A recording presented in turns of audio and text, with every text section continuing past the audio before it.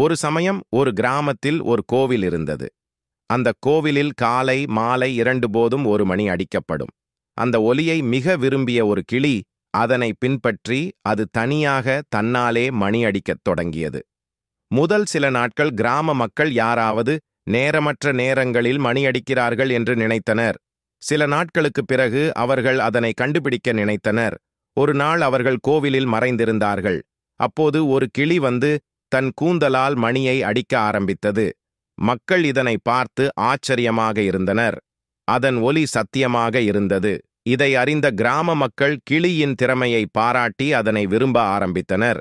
அது எவ்வளவு திறமைசாலியாகவும் வேடிக்கையாகவும் இருக்கிறது என்று தெரிந்து கொண்டார்கள். இது எங்கள் கதையின் முடிவு. இந்த கதையின் நியாயம், கிளிகள் அல்லது எந்த ஒரு பறவையும் அற்புதமான திறன்களை பெற்றிருக்கின்றன மற்றும் அவற்றின் திறமைகளை நாம் கவனிக்க வேண்டும் என்பதே.